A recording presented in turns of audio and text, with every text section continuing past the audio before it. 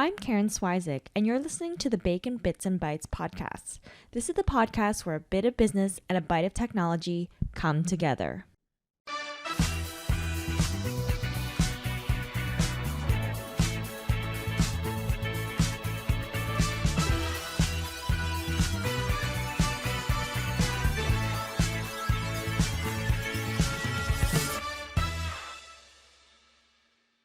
Hello, everyone, and welcome again to another episode of the Bacon Bits and Bytes podcast. So today with me, I have Jessica Kupferman. Jessica Kupferman is the co-host and co-founder of the She Podcast brand, which currently supports over 12,000 female podcasters and has a digital marketing reach of over 50,000 content creators. She Podcast Live, the live event created for the She Podcast community, was funded spring 2019 via Kickstarter for double the goal and sold 200 tickets within 30 days. Jessica specializes in marketing and monetizing within the podcasting industry and has been featured in magazines and websites such as Entrepreneur, Forbes, Business Insider, Social Media Examiner, and Yahoo Finance. She has also been a featured guest on podcasts such as Entrepreneur on Fire, Peter Shankman's Faster Than Normal, and The New Media Show. She has been honored to speak at the NAB Show, Blogger, Social Media Marketing World, Podcast Movement, and many other blog and podcasting conferences. Welcome to the show, Jessica. Thank you so much for having me. Oh, no problem. I am really excited for you to be a guest because you're actually my first international guest too. Like, I know you're based in the States, right? I am. Where are you? I'm in Canada, like close to Toronto. That is very international. Yes, north of the border. I don't know if you could tell by my accent. Not yet, actually. But I love the. First of all, I just want to say I love the title of this show because everyone loves bacon, and bacon makes everything better. That's true. Even though I don't eat a lot of bacon, but like when I do have it, it is very satisfying. It's always the best. So it's a perfect title for a podcast. Yeah, so I'm very curious to know, how did you get into podcasting? Was this something that you've been wanting to do for a while, or you kind of stumbled into it? I sort of stumbled into it. At the time, there were no other women interviewing other women, especially small business people. And I was trying to have some online growth other than what I was putting together myself. And it seemed like a podcast would be like a quick way of getting in front of a lot of audience.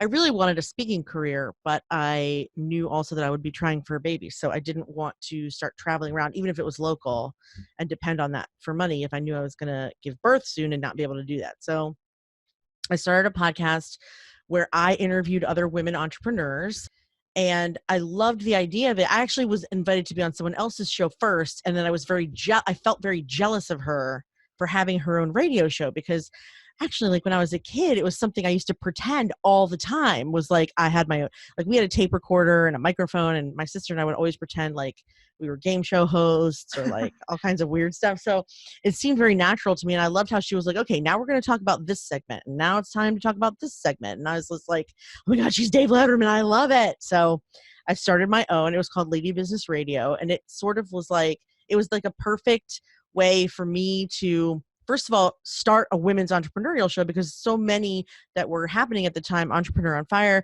Mixology, Smart Passive Income, School of Greatness, they were all interviewing men, which I don't think was sexist as much as it was them trying to emulate who they admire. And if you're men, you usually try to emulate men. So I don't think that was conscious, but it did frustrate me because I thought, well, I'll never get on these shows.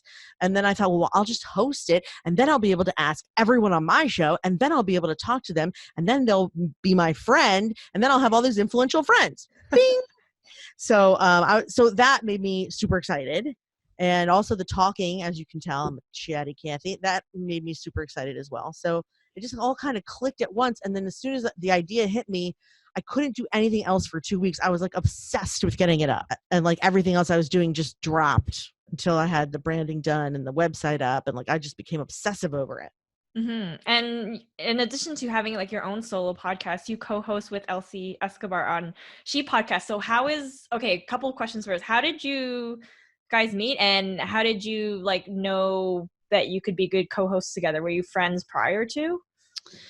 Yes and no. So we met at, there's an online business school for women. It used to be called Rich, Happy, and Hot B School, but now it's called Marie Forleo's B School. But it was an online course about how to have a successful online business selling your information or knowledge. And I was a web designer, and I wanted to do a school about I really wanted to teach people how to sort of do their own web design, because people were DIYing it all over the place with literally no knowledge as to how to do that. And it was frustrating me. So I took the course.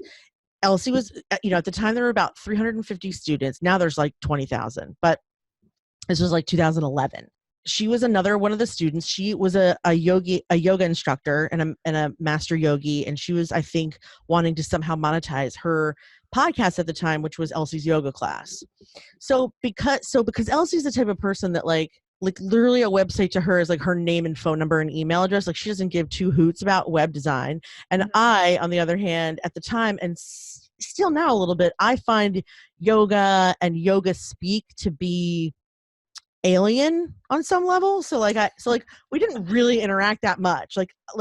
What I will say about the course at the time is that no matter how different all the women were, we all had a super understanding and respect for one another and for all of our differences. So it didn't matter if you were in France, it didn't matter what kind of business you had. Like, we all had this general understanding that like, if we did business with one another, we would always pay on time. We'd always treat each other with respect. We'd always insist on paying for the other person's time. So like, if they try to do something for free, we'd say, no, what's your hourly rate? Because you need to charge what you're worth. Like, we were learning these things together. Mm-hmm.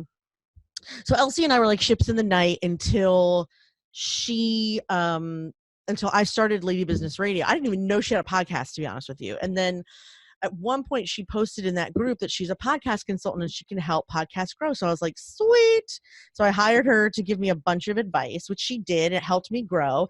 And then I was on my way to a conference. My first conference, I think, about podcasting was called New Media Expo. And it was in Vegas. And all the flights got canceled because it was like January 3rd. All the flights got canceled, and I was like frantically looking at airlines, and I was like looking at Twitter to see who else was going. Like, so I was following the hashtag for the show, and I saw little Elsie tweet, "I have a layover in Philly, and then I'm on my way to Vegas." And I was like, "What flight?" Like, I was like desperate to get out. So she told me, and I like in my pajamas ran to the airport because I was already all packed. But like I didn't know there were any flights going out of Philadelphia, so I was very excited. We got there, and then there's some certain even then it was a little rocky. Like Elsie meets me at the airport, and we're so excited to meet each other for the first time because we've been online friends now for about 3 years, and I've been her client. So I suggest asking the guy next to me to switch seats. She won't do it. Really? She will not do it. She was like, "No, it's okay. I'll just sit back here." And I was like, "Alrighty then." Like that, I thought that was a little strange because what a coincidence, and it was all chance happening. And then she's like, "Nope, I'm going to sit back here and read my whatever." And I was like, all right. Then when we get there and I want to hang out, like get to know her a little better, she's got to go to Whole Foods like immediately. She's like, I have to go to Whole Foods and I need a breast pump. And I was like, and I'll talk to you later. And I sort of like went my way and she went her way. And then, over the course of the week, I did get to know her better, but I also got to know a lot of women podcasters better. And I was kind of enamored by how much better their advice was for podcasting than the men's advice I was getting, mostly because they were married, they had children, they had lives. And a lot of the men gurus still at the time, and they still are. Lewis Howes, John Lee Dumas, single, no children. I don't know about Andrew Warner, but Pat has like 3 VAs and his wife works from home. So like they have all the time in the world to do whatever they advise other people to do, but women get it. And so when I got home from that conference, I started a Facebook group called Women in Podcasting. And I invited Elsie because, I knew she podcast. I just invited people that I knew had podcasts or that I had met at the conference. It was like 7 people. And Elsie was very excited because she said, I've been thinking about doing a Facebook group for women podcasters for so long. And I was like, really? Because it took me 10 minutes to set up. Like, how long do you have to think about it? I don't understand. And she was like, yes, I've always wanted to do it. And like, can I invite some people? And I was like, sure. 2 days later, there's 300 people in it. I was like, dang, she knows a lot of people. She's been doing it a long time. And then, a couple of months later, she said, I've also always wanted to do a podcast about women's podcasting. Would you like to do it with me? She invited me. And like I said, I didn't know her very well, but we had this mutual respect for one another. And so I said yes. And so we had actually a bit of a business relationship first. We sort of, if you listen to our first episode, that's us kind of testing each other out. We're getting to know each other. But as you and I are talking, that I have no filter. I don't have any qualms about, pointing out when things are funny. And Elsie, for all the reasons I've said, plus a million other reasons, is hilariously funny, and it's never on purpose. but luckily she has a sense of humor about it. Like I am not the only person to tell Elsie she's hilarious and ridiculous. So at the our first episodes are a lot of me getting to know her, teasing her, making fun of her, and through working together, even though I already had a mutual trust from being her client, I learned that when you have partnerships, you really don't know. I mean, there's a lot more about Elsie that I could have known, but luckily this project was like a side project. I didn't have all my eggs in any kind of basket. We were just like, let's just see how it goes. So over the course of time, I learned we have the same education and a similar, she's an immigrant to this country, but we have similar backgrounds in that we grew up learning a lot of the same stuff, listening to a lot of the same music. We're similar age. I didn't even know that about her. We live very differently and we prioritize things very differently as far as like our day-to-day lives, but we're also the same age and we're both into tech. So it's like we have things in common and things we don't. So the other thing I think that makes us good partners that we may or may not have known is that we each have strengths that the other person can't stand to do. Like she never wants to talk about. She's great at marketing, but she likes to do this like grassroots, organic, get people involved stuff. Like I like to like automate and spread. Like I like to talk about the money. She wants to talk about like changing community one person at a time. And I'm just like, right, but how are we going to monetize this thing? So we complement each other really well. And I'm grateful because if she wanted to talk about the stuff I wanted, if we were both about money, we wouldn't have as good of a group. And if we were both about community, we'd probably make each other barf.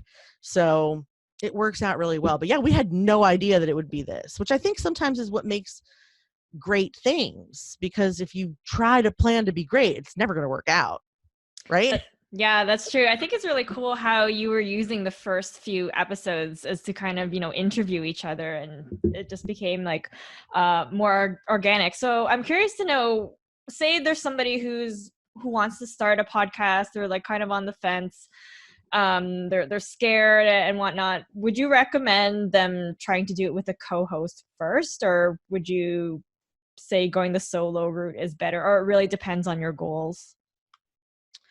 That's such a hard question because I have a sorry. No, it's okay. No. It's just that I have a comedy show with a friend that I've known since college, and it can be trickier. So like if you are going to do a co-host, I don't know that I necessarily recommend it's a friend. I do think it should be someone that you respect in your industry, that you can trust and knows will produce what you need them to produce on time and well done. Like, if you have them doing the marketing, you want to know, but probably beforehand, that you can trust them not to disappoint you, which is, again, hard to predict. But friends are different because it can ruin friendships if it doesn't work out. If one of you gets tired of it, the other person is left in a lurch. And it's like if Elsie got tired of it and wanted to do something else, like now we're friends, so it would hurt. But like the first 6 months, I would have been like, que sera, sera. Mm-hmm. And I would have gone on with my life. Like now I don't know what I would think. I mean, well, because we're friends, I'd probably be happy for whatever success she was chasing. But when you have old friends and you start as friends, that's a whole different ball game. So the other thing is that I have 3 co-hosted shows, no interview shows. So I don't always necessarily think that you should co-host and interview people. You either are going to interact with that one person every time, or you're going to interact with somebody new every single time, like what this show is. There are definitely pros and cons to both. But I will say that in my experience, I have never followed through on all the co-hosted shows that I've attempted. So I have 3 co-hosted shows now, but I think this is a trickier thing to navigate. I have at least 4 or 5 other shows that I've tried to do with other people as co-hosts that haven't worked out for various reasons. Whereas the interview show I did for a really long time, and it was new and different every single time, and I never knew what to expect. And that's kind of fun. That's kind of a fun way of doing things. And really the only person you have to trust is yourself. Mm-hmm. So I would say if for somebody new, that's an easier way to go, because you're not depending on someone else to do equal work. You don't have to observe and then resent them if they're not doing equal amounts of work, or there's not one other person that you rely on. So you can get the hang of podcasting if you're just focusing on yourself, and that's true for both an interview and a solo show, I think. Mm-hmm.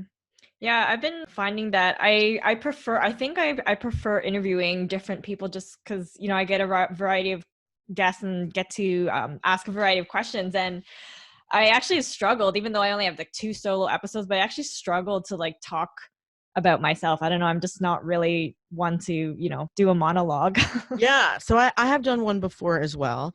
And the way I got used to it was I pretended to talk to Elsie, and it really helped. And I mean, I know you don't have a co-host, but you could pretend to talk to a sibling, a parent, somebody that or, like if you have an established show with the interview and there are 2 or 3 people that are listening every single time, pretend to talk to those people, because I think the idea of talking to strangers is daunting. And this is actually the exact reason why I hate doing a video show. I would love to do a YouTube show by myself, but I have the same hang up when it comes to video. Like, I just feel silly talking to myself and people can see me doing it. I know, I same just feel here. weird. Yeah, right? It feels I weird. hate video. I know it's important. I know it's important, but people, I never want to do it ever. Yeah, it's just one of those things. Like the times I've seen myself doing videos, I notice I have crazy eye. Like I tend to look everywhere except the camera, or I'll look at the screen instead of actually looking at the camera, making eye contact with people. I'm like, nope, podcasts. Yeah. Also, my less hair stress distracts me, and I'm like, why is that hair sticking up? And then I like lose my train of speech, and I can't finish my, like it's a whole disaster for me. But for audio, I just pretend I'm talking to someone, like I'm on a Zoom call or something. Yeah, that's a really good tip. I'm gonna keep that in mind. Try it. Just experiment. Yeah, see if it works. So it's quite obvious based on your bio, you've had many achievements. So I guess with respect to people who are looking into podcasting, perhaps you can provide some inspiration. Like how has podcasting, helped your business, your brand, or going for that cheesy after school special? How has podcasting changed your life? I really, really wanted an avenue to be in front of an audience. I really wanted a speaking career, and I couldn't necessarily do it. And I was blogging, and I'm a pretty decent writer, but some people have a personality that just packs more of a punch when you're experiencing it live. And when people are reading what you write, it's not you can't control how they're reading it. I mean, like I can control what people are hearing right now because of the way that I'm saying things. But if I were writing this, it would be completely impossible. So knowing that I have a more, I was going to say outlandish was the word that came to mind, but let's just say dynamic personality. It has really helped in that when people hear me talk, they have not had to research before they know they want to hire me. At first for web design, branding, and marketing, and then for podcast coaching and consulting, or to speak. So it has helped me have a speaking career once I had the babe, and now he's 5 almost. So I've been able to sort of steer my career in that direction, but also the notoriety that has come along with podcasting, I think, is because I would have never had it otherwise, because I was every other blogger, just blogging about, even if it was blogging about my life. And I think that life blogs, and I think blogs are fascinating, but the amount of commitment it takes for someone to be a fan of a blog is heavy. Whereas you can turn on a podcast, you right away if you like me or you don't like me. And so that people who are listening really like you, and you're making a huge impact in them. So I guess the answer to your question is, like, I know that the things that I say on my shows impact other people because they tell me, and I've never heard that from 7 years of blogging. No one ever wrote me and said, I read this article and it changed my life. But I've had people since I've started say, I heard this interview you did with the other woman that has ADHD, and I got my daughter tested, and you've probably saved her educational career, because I would have never said anything about medicine until I heard you and Kendrick talk about it. Or my daughter had mental illness, and I talked about her having borderline personality disorder, and I've had a couple people say, I heard that, and I'd never heard of borderline, but I looked it up, and now she has a diagnosis and she's getting treatment. Like, I don't even talk about mental health or brain stuff. I just happened to mention it at one point, and there are people out there that are better for it. That's amazing to me. That's something you can't get if you're just doing branding lessons on a blog. So it kind of puts a weight on you can now weigh your impact on some level. And probably if there's 2 people who tell you, there's at least 10 other people who haven't had a chance to tell you, or don't know how to tell you, or are afraid to tell you. And maybe I've impacted them negatively, but whatever, I've made it. Impact is impact. But Exactly. I just feel like there's so much more meaning to what I'm doing, regardless of what I'm talking about. Yeah, it's interesting that you mentioned that you have been blogging for 7 years, because I started my blog around 2012, and mind you, I was anonymous and I didn't know what I was doing and just not really taking it seriously. But when I did start to take it seriously about like 4 or 5 years ago, and started to promote my post more and show who I was, people did reach out to me and like comment on the things that I shared on social media, saying like this is really great. But I mean, what I did was infusing a little bit more of like my personality, because people find this very hard to believe, but I'm actually a lot more sarcastic, more like piss and vinegar than most people realize. But just kind of touching base on the podcast, how you said when people like first listen to the first couple episodes, they get a sense of who you are. And that's kind of one of the reasons why I started the podcast, was that to reach a different audience, and then also for people to see a little bit more of my personality, which is very like sarcastic, silly humor, just kind of talking about, anything and everything. Plus, you sound smart. You're funny. No, but I mean, I try. People can fake that in writing a blog post. But if you are smart and articulate and humorous, like, now they know for sure that you know what you're talking about, and you at least sound like you know what you're talking about, which is something I felt like I couldn't get. I mean, just couldn't get through that way with blogs. And I mean, like I said, I know I'm a pretty decent writer. It's just that I wanted an audience. Maybe I'm an applause whore. I don't know. But I like that term. I just needed something. I felt lonely and I needed something different. And I'm not even an extrovert, but like I just felt like I've been on stage my whole life. I just needed to interact with other people and, and feel like I made a difference in a different way, I guess. So do you consider yourself more of an introvert then?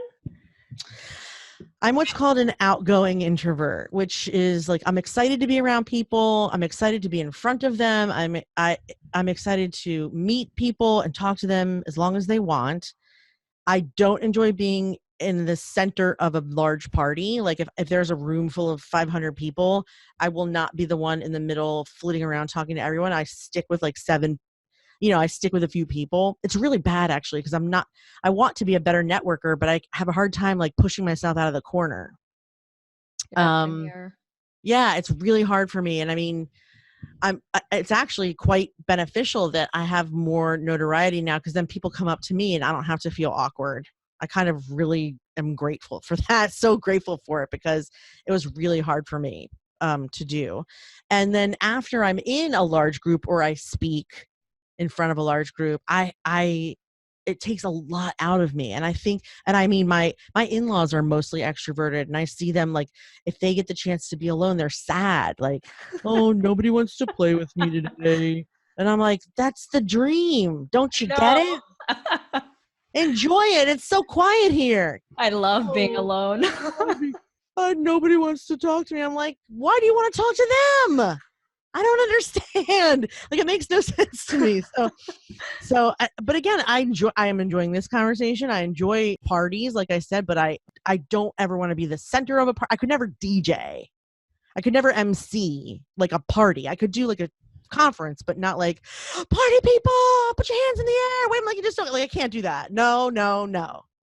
Yeah, that's really interesting that you mentioned that, because I consider myself to be very introverted, and I'm not a big fan of parties. But when you mentioned that you said you can't be a DJ or an MC, I thought to myself, well, I could be an MC or DJ. Why? Because I felt like I have purpose, so I know exactly what I want to do. I'm like, okay, I have this playlist. I'm gonna, do whatever this set is gonna be 80s. This one will be 90s hip hop, and then for MC, okay, I know I'm introducing people. There's an agenda. Whereas if it's just a party I'm invited to and it's a free for all, that's where it freaks me out. I'm like, yeah, I would need a lot of drinks to do that, but I think I could do it successfully.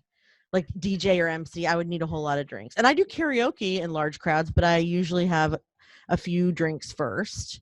And actually just reminded me of, like, in college, I wish I had known in college that I was introverted, because it would have saved me probably a lot of money. So like I have two friends, my two best friends were Geminis. They're extremely chatty and talky and I mean, not all, but these two were very extroverted Geminis. And so when we would go to a party or a fraternity party or a bar, their whole thing was to grab a beer from the bar and then literally talk to everyone in the room without fail.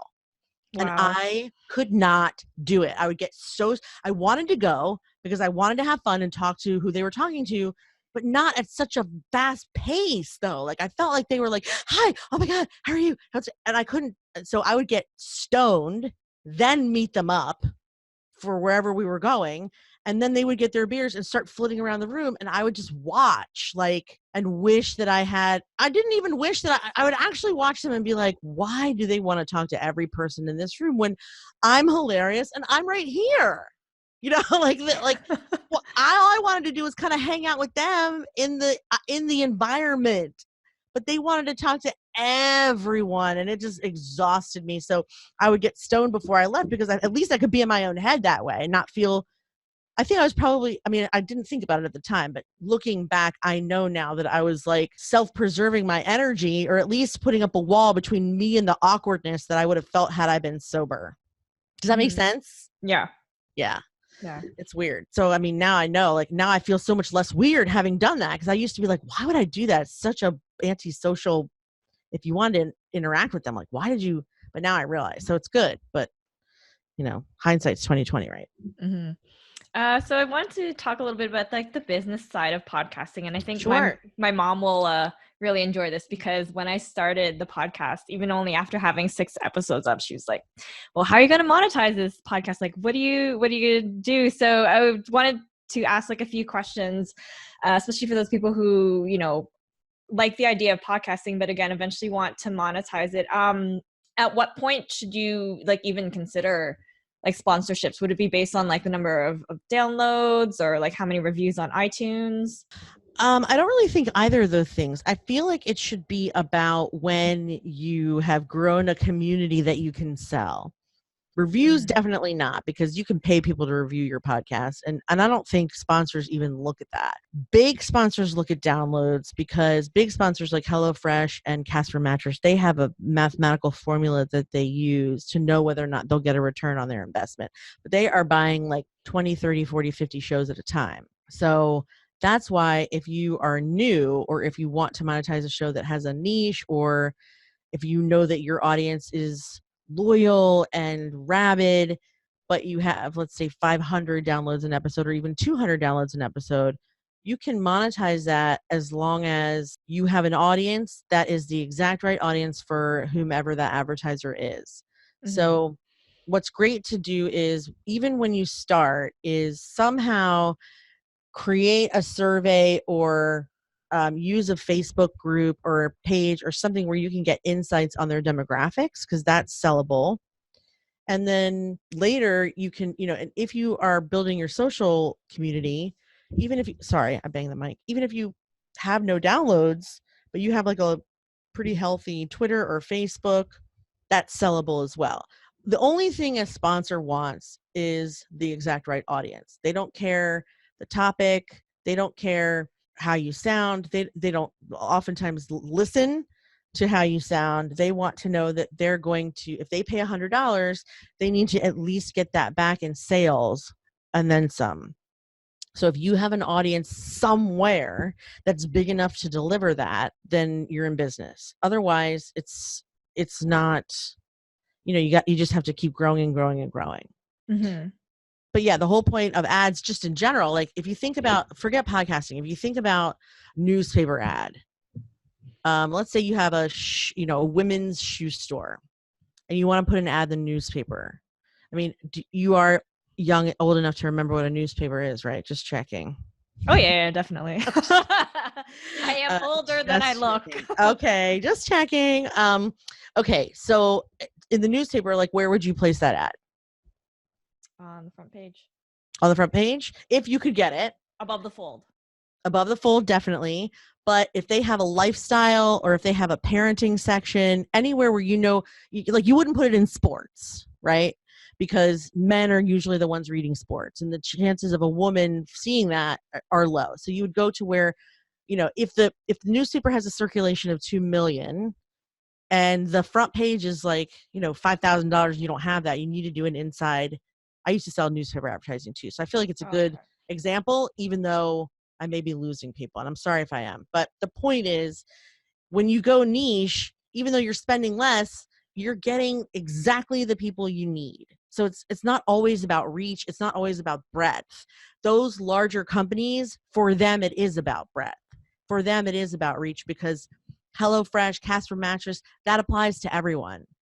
But you want sponsors and advertisers that specifically apply to who's listening, or to you, or stuff that you love that's made your life easier, because it's easier for you to sell. You're the one that's selling it. You're the one that's recommending and telling what it's like to use the product. It's so different than, yes, they create the bullet points and even sometimes copy that you're going to say, but it's only effective if you have used the product and can vouch for it. Yeah, definitely. So that is not usually an answer that people want to hear. They usually want to hear you need 20 reviews in iTunes and you need 10,000 downloads. You don't need 10,000 downloads per episode, or even 5, or even 2. Elsie and I get like $750 to $1,000 per episode, and we charge $1,000 a month for ads, for 4 ads. $250. Mm-hmm. There's no mathematical download formula in there at all. It's just what we feel like we want to charge for that spot. And it's 1,000 women podcasters and then 13,000 in the group, and we just feel like that's fair. And it's kind of like we kind of figured out the pricing by our gut. Like 500 feels like too much, and that we're they're not going to get their money's worth. 100 feels like we're cheapening ourselves. Mm-hmm. That's it. So you can do it that way and be quite successful. There's a lot of people who do it that way. They like I have a friend who does Medicare Nation, and I think her show gets like 300-400 downloads an episode, but she has a $1,200 a month sponsor who's just selling stuff to Medicare patients. So it's perfect. Right. So in addition to ads, I'm just also thinking back to when I was doing more of like blogging and like sponsorships. I think like a lot of people just only assume ads is a way of monetizing, you say like your blog or your podcast. But like for me, I've done like consulting work and like online course, and I know that can also be said to for podcasting. Like I know there are podcast course available, once you've kind of built up the experience and knowledge. But then you had mentioned about like Elsie being a podcast consultant, and then I'm curious to know if you could share a little bit about that, or would she be one to reach out to regarding just like how does a podcast consultant work?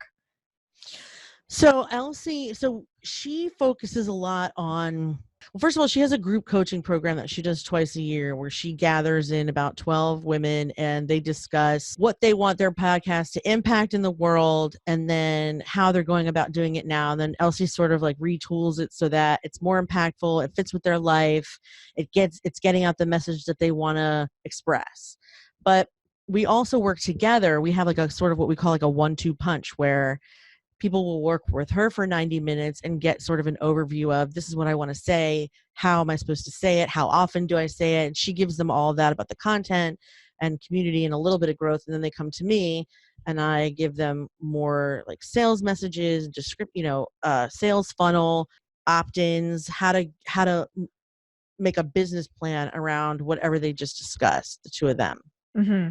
So I think that there are also podcast consultants out there that just want to consult about how it sounds, and they will listen to your show and then tell you how to use a mixer, which is fine. I don't know anything about tech, and I'm more of a video person. Like I know a lot about video tech because my dad was a video producer, but I really don't know that much about audio tech. So for a long time, my shows weren't edited, or I wasn't using the right mic, and I didn't know or care even, because as long as it was getting out, I was perfectly happy. But now I have someone taking care of that for me. But I want people to hire me if they want to learn how to make money with what they have. And I can look at any show and see, well, you're not differentiating yourself enough, or you're not talking about yourself enough. You're the host. You're the main part of this show. Or no one can tell you have a podcast on your website because you've yet to add it. Or when you do your social, your links aren't going to the place you want them to go. Like little things like that.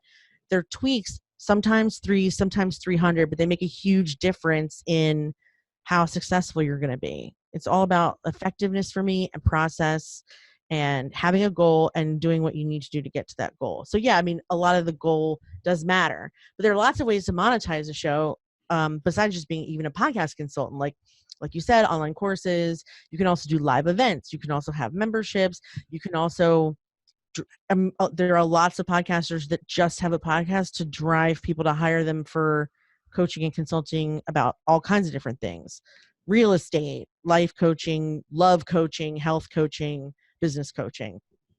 They don't want ads because they want to give the content for free, just hoping that they'll get client after client after client after client. And for me, at first, that was my goal. And then I also wanted a speaking career. So I started talking about, I'd love to speak and I'm having so much fun. And then someone would ask me and then I would say how much I loved it. And it just kept snowballing. Then you can be a paid speaker, or you could have a job in podcasting where someone pays you to do your show or pays you to do their show and host their show. There's all different. You can also do in-person events like a VIP day, or Elsie and I have done workshops together. Now we're going to have a big conference in the fall. Yeah. So, it just depends on, you kind of have to think like, okay, in an ideal world, what do I want to do with this podcast? Do I really, a lot of the paid shows, those people are just the talent, and then they have producers and salespeople and all kinds of other people. Like, do you want a team so that you can just focus on your content, or do you want to be known as an expert in this field? And then you have to give people a different call to action based on what you want to achieve. So speaking of the conference, that's the next topic I'd like to chat about, because this is something that, I've heard of and I've seen podcasts, a conference, in my social media feeds, but I haven't seen anyone that's like specifically or geared towards females. So just provide us with all the details about it and the goal behind it. So there's been podcast conferences for about 5 years. I think the first was in 2014 or 2015. It was Podcast Movement, and they did a Kickstarter as well, by the way. They're really fun. I always have a great time, but there are certain parts of it that, as usual, I'm always trying to fix everything that I feel is broken, because it's just what a mother does. And so I was like, I go to the conferences.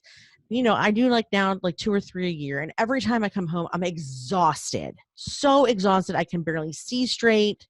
I can barely walk. There have been times where I can barely walk from dancing, or just from having a venue so large that it's like a mile from your room to the, venue. And I felt like women, when I go away from my kid, I want sleep. I want vacation. Yes, I want to learn, but I also don't want to feel dragged through the street.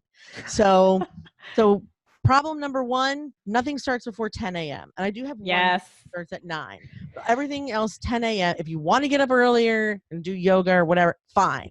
Nothing starting before 10 a.m. because you deserve sleep and a chance to just be away. And then also, it's the aesthetic. The aesthetic is always navy blue for some reason. And I'm just nothing here is glittery or shiny or rainbowy or fun. Forget that, so I'm having everything be in beautiful, bright colors. I want it to feel I just want the ambience to feel energizing. And I think if something is too corporate, gray and blue and even orange, I'm just I don't know. I just feel I'm a visual person. So I feel like that's important to me. It's important that when I walk into a room, I feel bam, I want to feel excited to be there, and not just excited to learn what I'm learning or see the people, but just to be in that space. I want people to just excited to be in the room. You say it with such purpose. And you're be excited. Yeah. Bam. I think of you remember Emerald? Yes. Bam. Yes. You're totally Emerald for podcasts. Sort of, yeah. Also, the content. First of all, I know that I know women that have applied every year to speak that have always been told no. I have no idea why.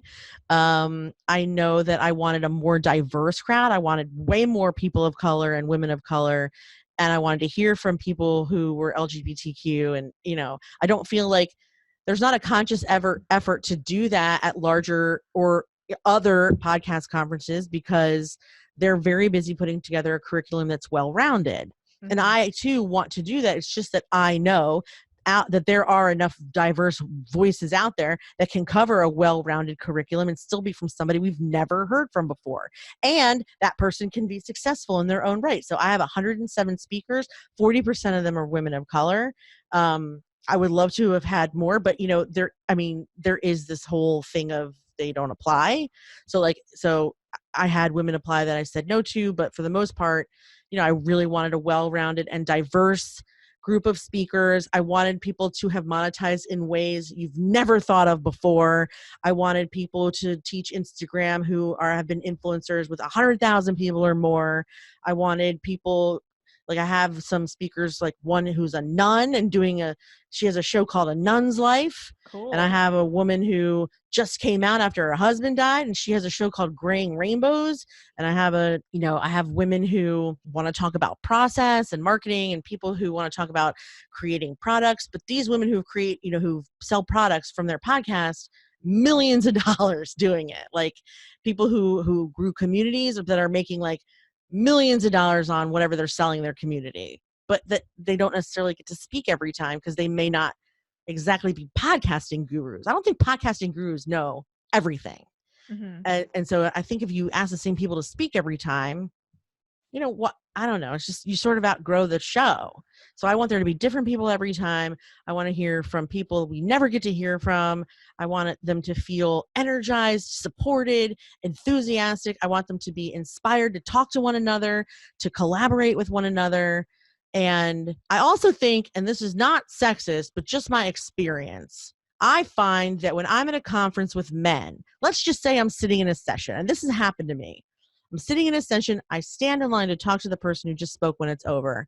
And a man who is, of course, taller than me because I'm 5'2", either pretends like he doesn't see me or legit does not see me, walks right in front of me and starts talking to the person that I've just been waiting to talk to, or has no problem interrupting and be like, do you have 5 minutes? I just want to ask you this one thing. Like, women don't do that to one another. We're respectful. We wait. We encourage. No, you talk to him. You were here first. Like, that doesn't happen at women's conferences, but it does happen in men's conferences. I mean, not men's, but when we're mixed. I was going to say, I just want a place where we don't have to feel like we're competing for anything at any reason at any time.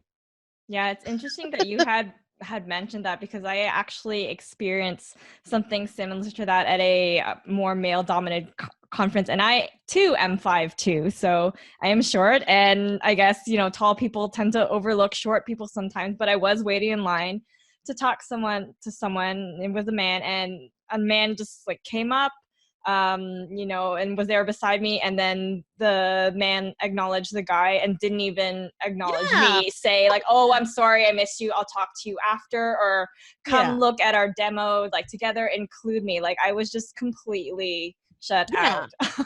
Completely shut out. And I've worked in enough industries to know that if I used to have to wear heels just so that I could talk to my boss in the eyes. Otherwise he would just talk right to my colleague like I didn't even exist. I hate that. Yeah. So I don't want an environment. I mean, there will be men there. Mostly they'll be vendors, but there are some men attendees because they're allowed. I'm not checking genitalia at the door or anything, but you will know in this environment to respect one another, to treat everyone as an equal, to listen without interrupting. I think that at regular conferences, and especially podcast conferences, people are also very chatty. They love the sound of their own voice. They want to tell their opinion. And when there's lots of testosterone, I think the women who don't, have as much are trying to be polite.